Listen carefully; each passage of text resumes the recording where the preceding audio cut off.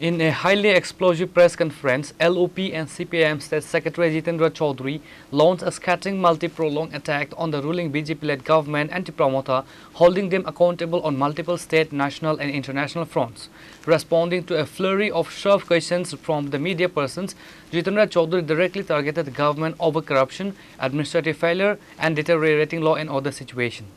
High level committee high power committee করেছে একটা মানুষ বের হয় এই সুবিধাবাদী এর নীতির কারণেই কিছু লোক মাসের মধ্যে চুক্তি রূপায়ণ হবে এরপরে পাত্তা নেই। ত্রিপুরা মাথার নেতা প্রদীপ কিশোর দেববর্মা বলেছেন মোদী এবং শাহ ত্রিপুরা রাজ্যে Responding to Tripura Moth's Supremo Maharaja Pradhat Kishore Debarma's claims that PM Modi and Amit Shah are doing exemplary work for Tripura's indigenous tribals, Jitendra Chaudhary called out political duplicity and double standards, hinting at hidden political understandings that compromise ground realities. মাননীয় প্রদ্যোৎ মাণিক্য কিশোর Tripura মথার supremo তিনি তার যে রাজনৈতিক অবস্থান যেটা কখনো কখনো নানা ধরনের যে মূর্তি ধরে ত্রিপুরাতে এসে তিনি বলেন ত্রিপুরার যে সরকারটা কার বিজেপির সরকার, বিজেপির কেন্দ্রীয় সরকার নীতিতে চলে তাদের সরকার, তারা ত্রিপুরাসাদের জন্য এডিসির জন্য কিছুই করছে না, এরকম নানাভাবে এখানে সাধারণ মানুষদেরকে ধরে রাখার জন্য তাদের সমর্থন পাওয়ার জন্য তিনি কথা বলেন। আর দিল্লিতে গিয়ে সেখানে বিজেপি নেতৃত্বদের সামনে অন্য কথা বলেন। এতে তার মূল রাজনৈতিক যে অবস্থান এটা পুরনো নয়, এটা নতুন নয়, প্রথম থেকেই সে অবস্থান তিনি যে নিয়ে আসছেন এটাকে আবার তিনি পুনরাবৃত্তি করেছেন, নতুন কিছু নয়।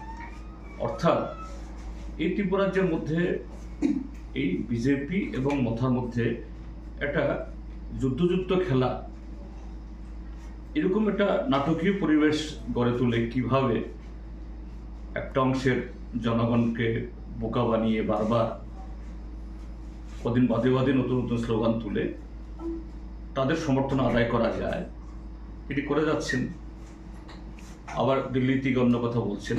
এভাবে তার যে আসল রূপ, তার আসল শ্রেণীগত অবস্থান ত্রিপুরা সাথে সম্পর্কে সত্যি ত্রিপুরা মথা দলের কোনো কর্মসূচি আছে কিনা নাই, এটাকেই তিনি তার এই বক্তব্যের মধ্য দিয়ে বলেছেন।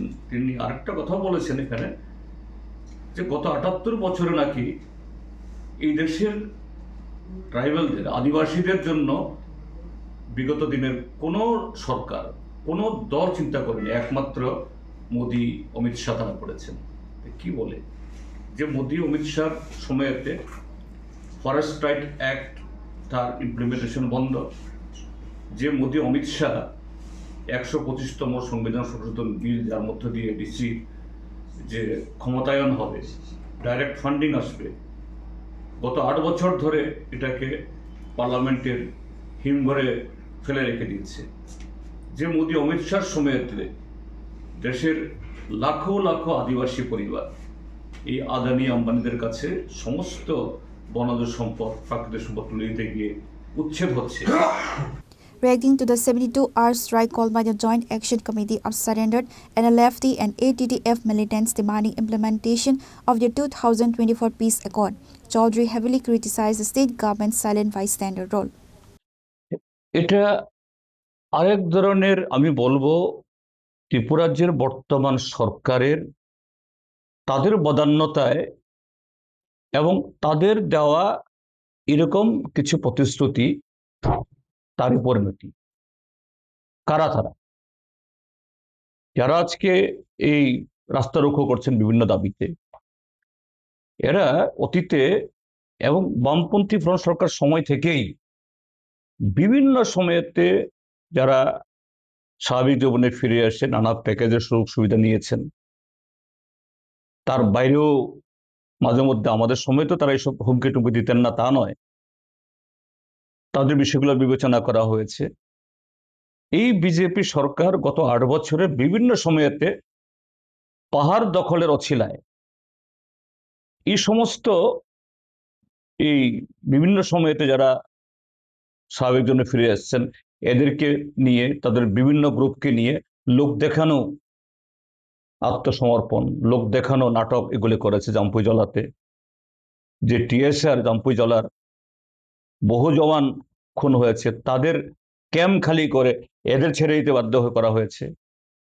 চুক্তি হয়েছে দিল্লি থেকে স্বরাষ্ট্রমন্ত্রী ভিডিও কনফারেন্সিংকে কখনো 300 কোটি, কখনো 250 কোটি, কখনো 500 কোটির গল্প শুনিয়েছে।